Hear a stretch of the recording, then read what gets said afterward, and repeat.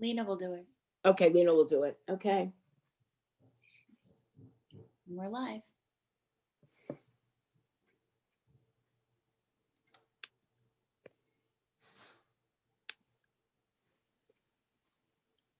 Good morning. Good morning. Good morning, everyone. Good morning, and thank you for the opportunity to listen to you today.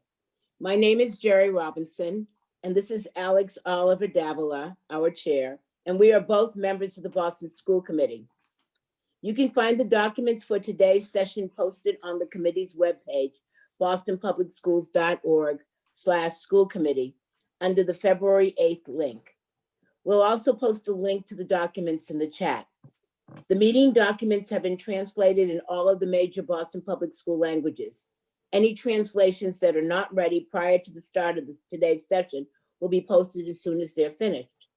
The committee is pleased to be offering live simultaneous interpretation in Cantonese, Mandarin, and Vietnamese. After I finish introducing the interpreters, we will activate the interpretation icon, the globe at the bottom of your screen. Click the icon to select your language preference. In order to access this feature, you must update to the latest version of Zoom. Please visit support.zoom.us. Our Cantonese interpreter is Anna Say. Anna, will you please invite our speaking audience to switch their Zoom channel in Cantonese? Sure, thank you, Miss Robinson. Good morning， 早晨，大家好，我係 Anna。我今日會為大家提供廣東話嘅同步翻譯。如果你想聽到廣東話嘅同步翻譯咧，咁咧你就要去到下面嘅熒光屏有個地球儀個圖標，咁你去撳呢個圖標咧，咁你選擇廣東話咧，咁你就會聽到廣東話嘅同步翻譯㗎啦。如果你睇唔到呢個地球儀嘅話咧，即係話你個電腦或者你嘅手機咧係冇呢個功能啦。咁咧你就要去到 Zoom 呢個網址更新最新嘅版本。個網站係 ZoomUS， 揀一揀 download。多謝，我錫 thank you。Thank you. Our Mandarin interpreter is Wei Li. Will you please give the Zoom instructions in Mandarin? Thank you. 大家好我是您的普通话翻译我叫李伟今天呢我们会给你提供同步的同声传译您呢到时候会看到这个有这个地球仪的这个屏幕上的标志，然后你就选这个 Mandarin 普通话那个选项，然后呢你就可以听我们的同声传译。如果你的这个 Zoom 的版本不是最新的呢，你先要去Zoom 那边登录这个下载最新的版本。最新版本的链接呢是Zoom 这个拼音，然后点，然后 US 美国的拼音，然后是斜线，然后是下载那个单词就好了。好，谢谢。OK。Thank you. Our Vietnamese interpreter is V Phong Le. Will you please give Zoom instructions in Vietnamese? Morning. Hi. Good morning. Xin chào quý vị. Xin thưa quý vị, tôi tên là Vi, tôi sẽ là thông dịch viên của quý vị ngày hôm nay. Nếu mà quý vị cần người thông dịch viên và bấm vào cái quả cầu ở dưới đây, bấm vào tiếng Việt để có thể nghe được thông dịch viên nói chuyện. Nhưng mà để được làm điều này thì quý vị phải lên trang mạng Zoom mà phải có cái trang mạng Zoom cập nhật mới nhất để có thể thấy được và nghe được những gì chúng tôi nói.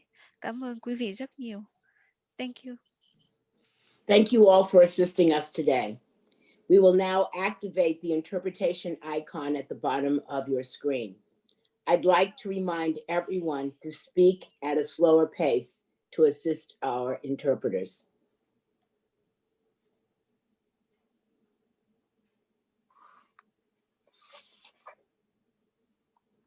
Alex, am I turning this back over to you? Sure.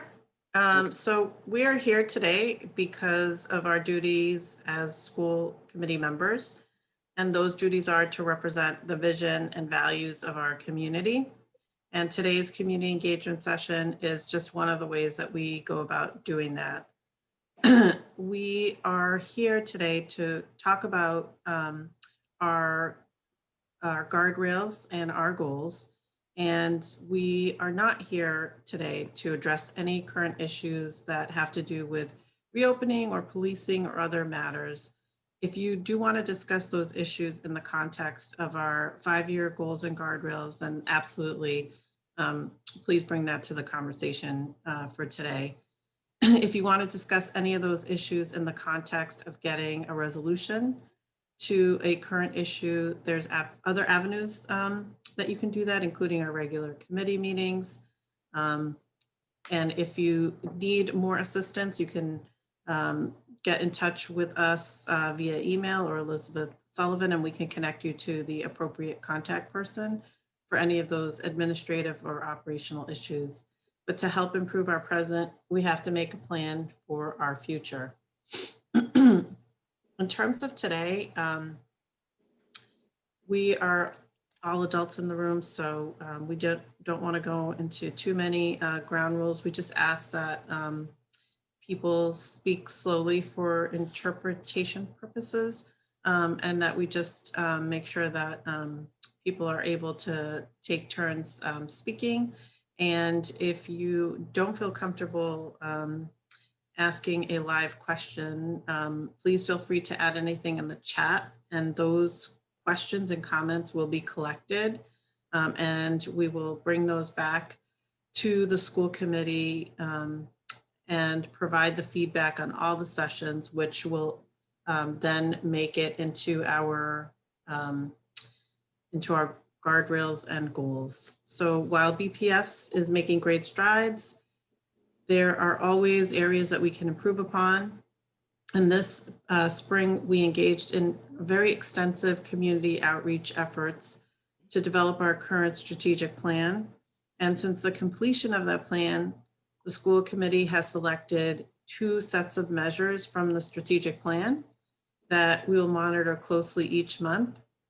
From the strategic plan, we selected a set of priorities that represent the community's vision for what students should know and be able to do. And we call these our goals.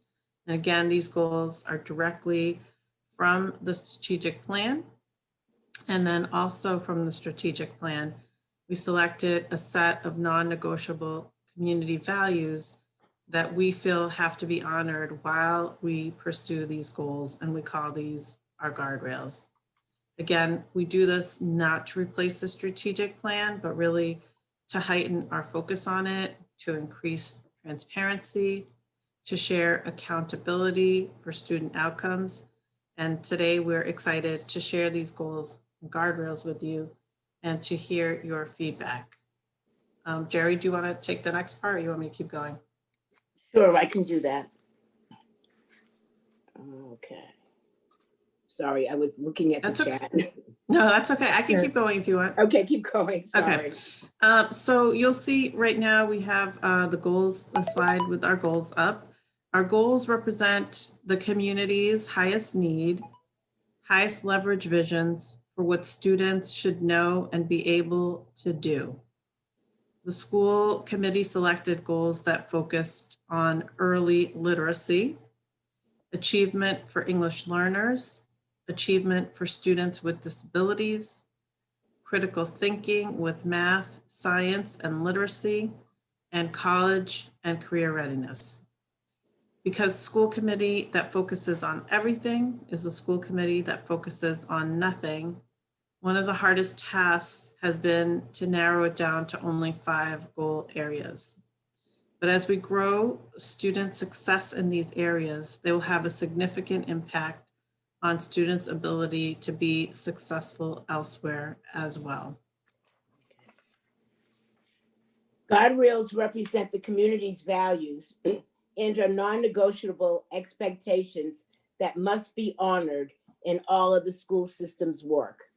The school committee selected guardrails that focus on, number 1, student voice and family engagement.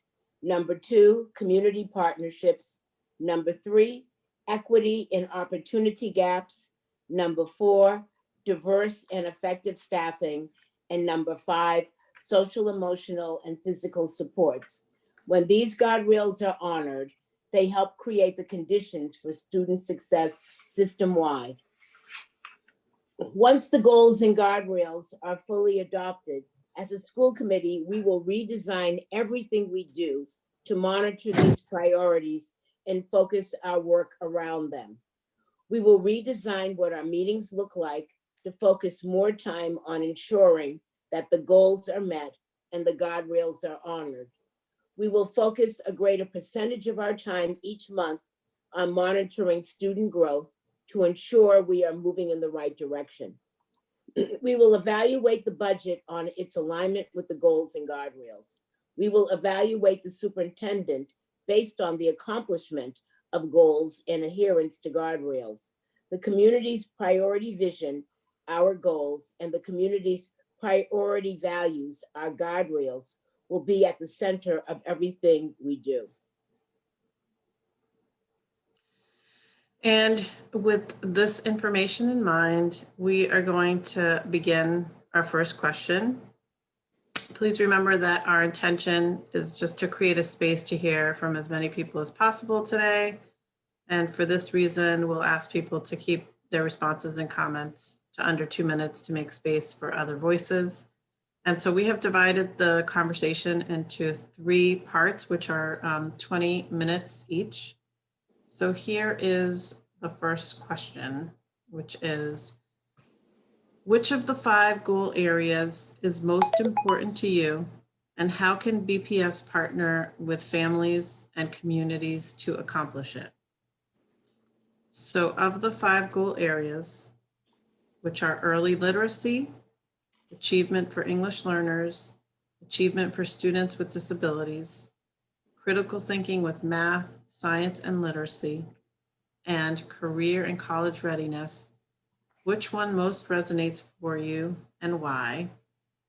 And how can BPS do a better job of partnering with families and communities to accomplish this goal? So we'll leave it open to anybody who would like to share, either verbally or in the chat. And if you could raise your hand virtually.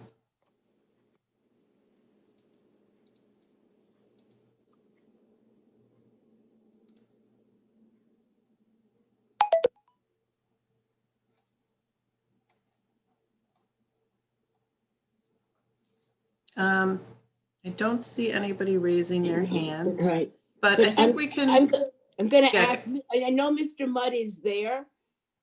We only have a few people on with us at this point, Mr. Mudd, and so we'd love to hear your feedback possible. Oh, he has his hand up. Go ahead. Oh, he does have his, okay, see his hand now. Thank you. Yeah. Yeah. So you can unmute yourself.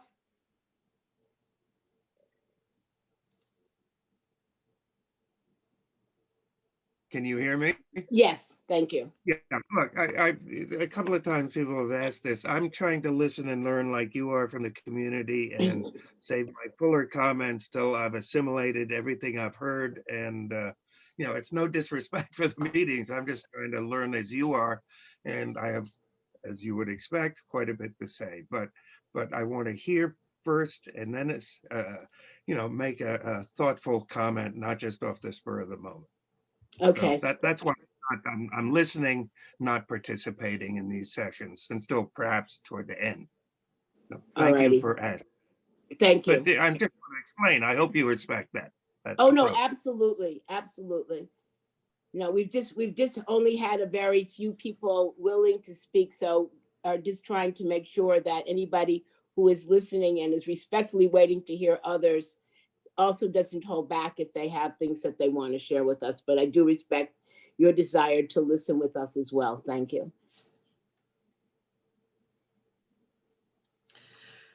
So I think one of the things, just to give some context for how we came to these goals, if you were not at our retreats, I think the biggest thing is that we have a strategic plan, which had a ton of community feedback, which is really important. We can't do this work without hearing back from our families, our students, stakeholders, And from that strategic plan, we really wanted to focus our efforts. Right now, if you come to a school committee meeting, you'll see we focus on A to Z things. And so we really want to just become more focused and have goals and hold ourselves accountable. So part of this process is figuring out what are the goals we want to focus on that come directly from the strategic plan so that our meetings are aligned with those goals and that we really monitor these goals using data. And then the other piece that will come out of this as well is developing an evaluation where we as a school committee evaluate ourselves on whether or not we have met the metrics. We are presenting these goals without the metrics for right now because we wanted to hear back from the community about these goals, thoughts.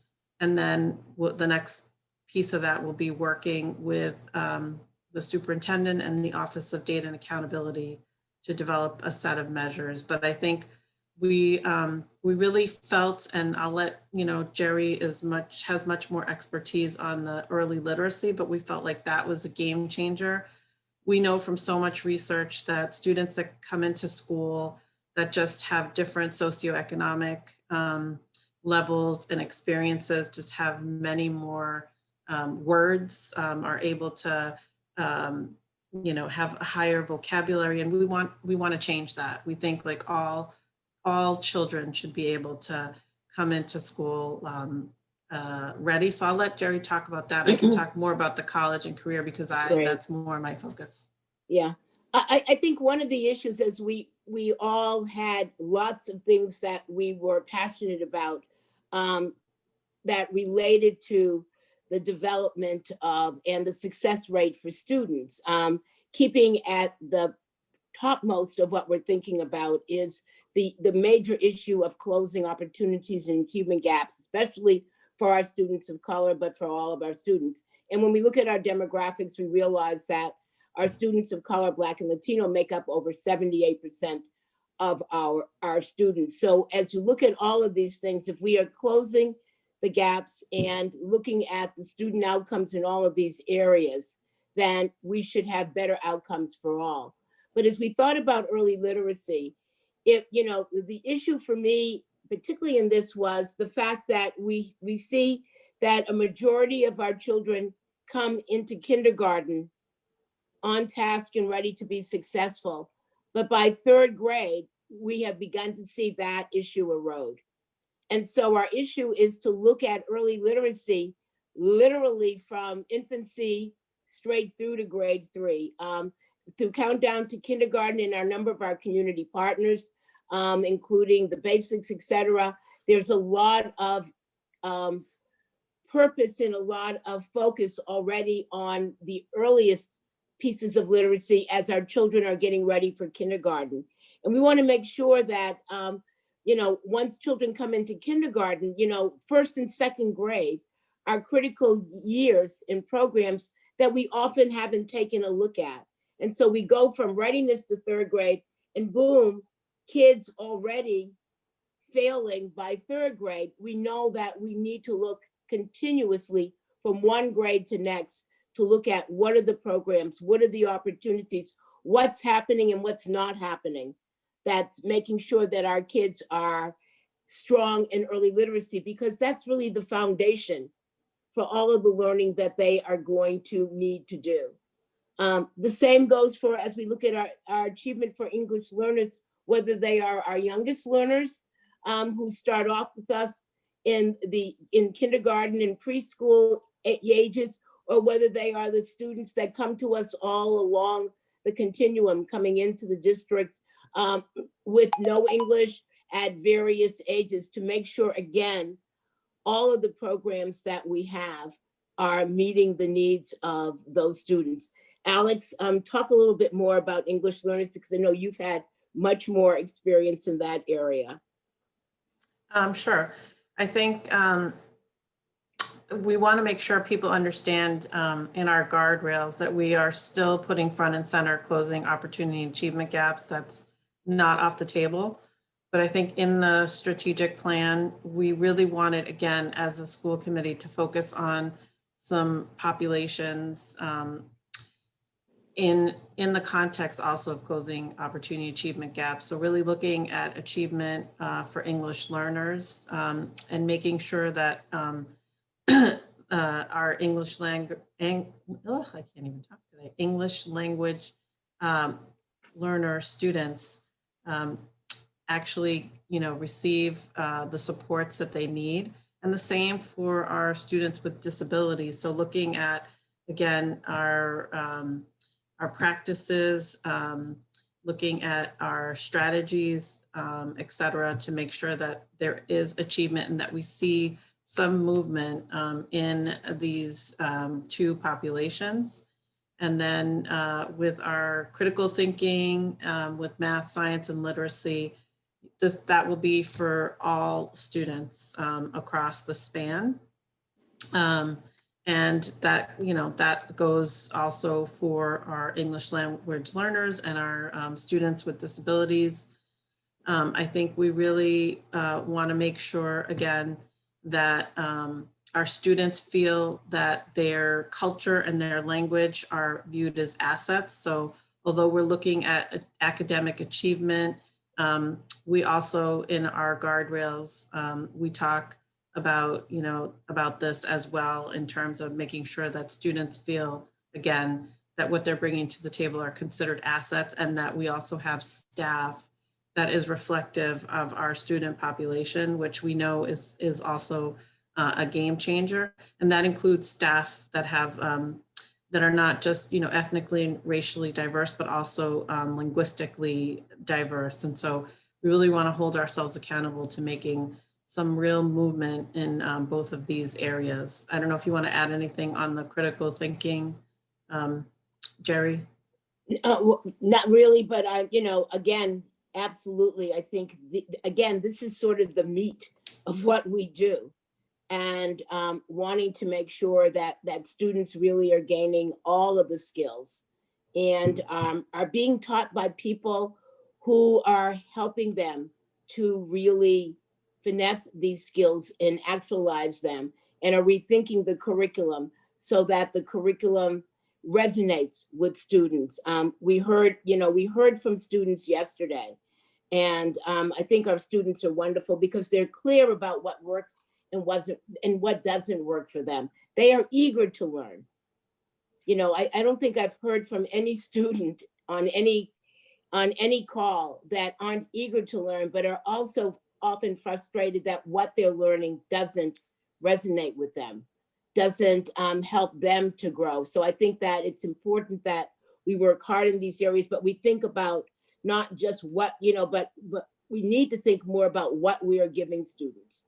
What are the role models? What are the opportunities so that they get to excel in these areas, which would bring them, to number 5, career and college ready. All of our students need to be ready for their next steps, whatever they choose to do. Everybody doesn't choose to go to college, but they need to be career ready. They need to be able to know what they want to do and to feel they are leaving high school with the skills that are going to help them be ready to take whatever that next step is for them. You work, this is the baby for you, Alex. You work with these kids. What are your thoughts, particularly around career and college readiness? Yeah, so yesterday I sat in on the session that you and Vice Chair O'Neill had with students, and it really resonated for me. I mean, this is the work that I do in my day job, and have been doing, for the last 30 years, coming into the organization where I work, Sociedad Latina. One of the things that hit me right away was, at that time, Latinos had the highest dropout rates, and then African American students, and that's the population that my organization works with. So we really worked on providing supports for students to be able to graduate high school. And so when we started to really see that move, I was very excited about high school graduation. And we focused so much on that. The next step was we started seeing students come back without having any plans, you know. So then that was like the next piece of the work was, okay, you can't just graduate from high school. You have to know what your next steps are and you have to have a plan. And so we started to plan for that. And so then students started, you know, getting into college, going to college. And then the next piece was we were seeing students come back who had failed out of college or who were not able to afford it. And so then the next piece of the work became, okay, we need to coach for completion, and we need to coach and make sure families understand the kind of debt that they're taking on. So I felt like the students yesterday talked about that, talked about all of those pieces, and they talked about the disparity from school to school of having guidance counselors, yeah. or having a very, you know, having like the expectation of going to college as soon as you get into high school. And they talked about having that, you know, be front and center and be available to all students. So I thoroughly agree with them. This is a huge goal for our young people, whether they are going to college or not. They should have next steps, and they should feel like they have that option, which right now not every student feels, and that's okay. College is not for everyone. There's a lot of different, you know, avenues. Entrepreneurship is huge. There's, you know, different types of pathways that students can take, but we want them to feel like they have a plan. They know what they're doing, and they will be able to carry that, you know, to become successful adults. So I'm excited, you know, personally, that we had so much agreement on the school committee with across members to really focus on, you know, not just the graduation, but also the next steps, and looking at ways to do this using, you know, MyCap, having internships, having dual enrollment, and having AP accessibility. So I think that this goal, you know, is personally really exciting, and it was great to hear from young people that they felt very aligned with this goal. Yes. And also, I should mention CTE certification as well as one of the avenues. Yes. I mean, I've always felt that, you know, we live in Boston. Boston is the cradle of education. There are called schools of higher learning. There are all kinds of opportunities right here in Boston. And it's a crime that any one of our children would graduate from high school and not have a plan, not see themselves either going to one of our schools of higher learning or finding a pathway into one of the many different opportunities that are here. We've got an airport, there's aeronautics, we're a seaport, we have lots of hospitality. You know, anything that you could think of that you would want to be, there should be an opportunity here in Boston for that. And between the community partners that we have and those that we may need to create, you know, it needs to be our goal that every single student, you know, I should say, we should not hear what we were hearing from students yesterday about their frustrations, not having enough guidance, or feeling sorry for the guidance counselors because they know that they're overwhelmed, that it's got to be a priority for us to say a Boston public school education means something. And that we are going to make sure that we are going to utilize all of our resources to make sure each of our students leaves the district feeling that they are ready to take their next steps. Yep, I agree. Yeah. Okay, so let's move on to then our the guardrails. Okay, and if anyone has any thoughts about the goals as we move on, please make sure you put those in the chat, or at the end, fill out the forms that you can send directly back to the district. So, which of the 5 guardrail areas is most important to you, and how can BPS best partner with families and communities to honor it? Of the 5 guardrail areas, student voice and family engagement, community partnerships, equity and opportunity gaps, diverse and effective staffing, and social, emotional, and physical supports, which one most resonates for you and why? How can BPS do a better job of partnering with families and communities to honor this guardrail? Who will be the first to share?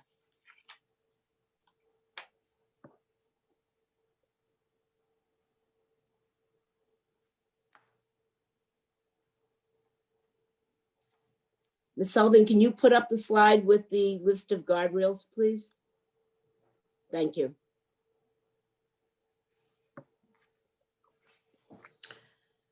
As we're waiting for anyone to raise their hand or put comments in the chat, I'll just say that these were really important for the school committee. And again, they were taken from the strategic plan. So we're very much in alignment in terms of that. I think looking at like student voice and family engagement, I just want to say that some of the things that we have in our budget this year is the superintendent has put forth having a family engagement liaison in every school. She takes that really, really to heart, and that is a priority for her. As many of you know, she also has a group of students that she meets with that are outside of BSAC. So she really, again, wants to hear from the community and from students. I spoke with a few citywide parent council members, and I remember one of them telling me that he had met the superintendent 5 times and how he thought that was just unbelievable. And it's just a reflection, he noted, on how much she's out in the community.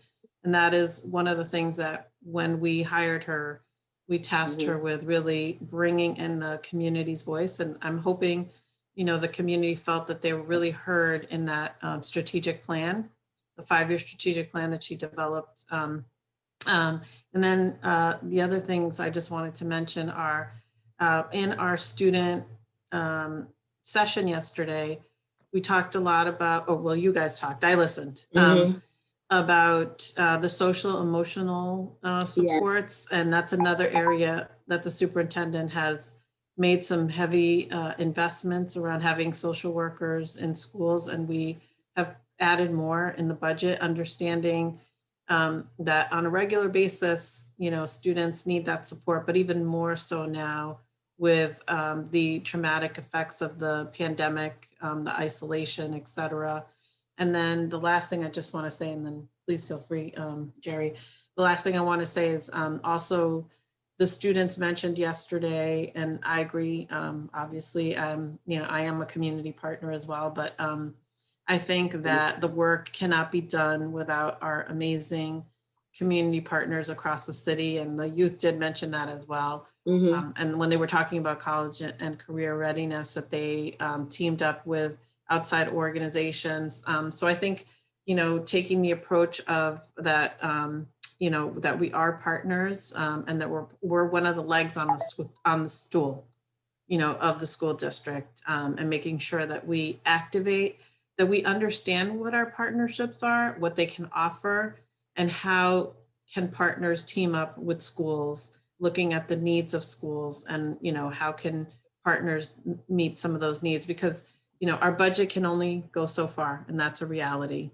And, you know, we're not in a wealthy suburb, you know, where we can just raise taxes and just bring in more dollars. That's not a reality for us. And so how do we make sure that we leverage all those partnerships for schools, especially schools that don't have, you know, the resources of other schools?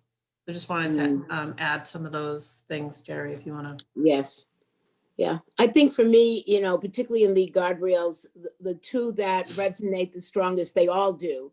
But the ones I guess I'm most concerned about both is this issue of student voice and family engagement.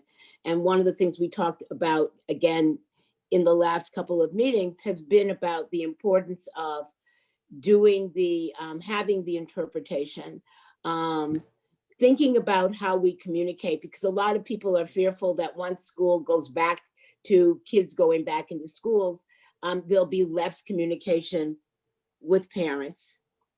But you know, we need to make sure that this all continues to continue, and that the idea of continuing to be able to have meetings via Zoom, et cetera, you know, has critically, you know, 500 times as many people now are able to, you know, to watch a school committee meeting or comment when we have 100+ people commenting in public comment, and not having that, or having a variety of diverse voices. We know families want to weigh in. We know families are concerned across the gamut of all of the families that we serve.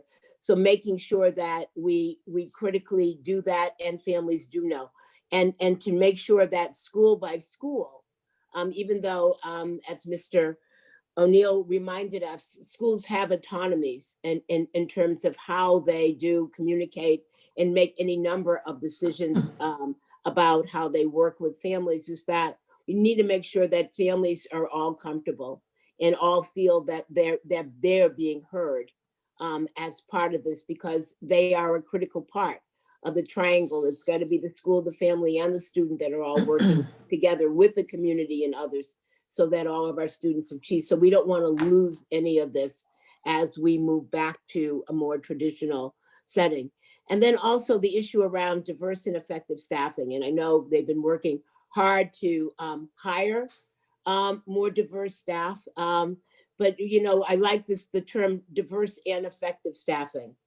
All of our staff have to be effective. So, you know, getting the training that they need so that they can do the best job in working with our students. So again, if we're able to honor these guardrails and really move forward, we will be on a stronger pathway to making sure all of our students have the success that we need. So are there any comments before we move on to our final question?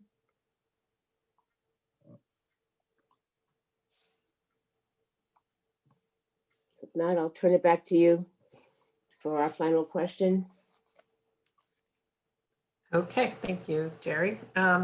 So given what we have shared today, we're curious about what is the one thing you would be open to doing to support our students, and how would you like to be involved in the success of BPS and our students? So again, what's the one thing you're willing to commit to that would support the success of our students in Boston Public Schools? If anybody would like to share, you can raise your hand virtually or put in the chat. And also, like Jerry mentioned, we also have a feedback form, and the link is in the chat. So you can directly connect to that and provide feedback. We're collecting all the feedback from the sessions. We will be just giving a brief update on the 24th.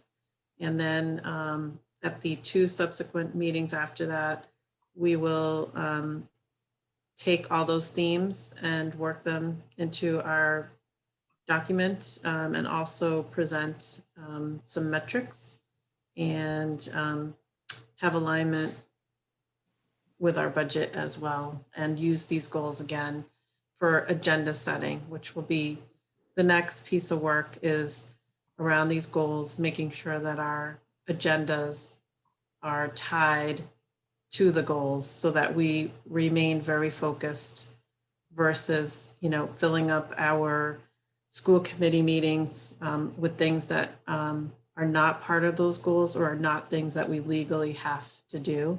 So that, again, we can just be more focused using data, hold ourselves accountable, and ultimately have a self-evaluation every year as to how we are doing.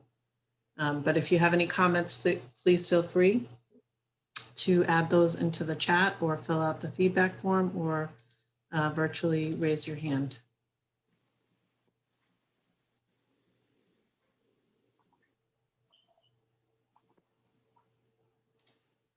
Okay.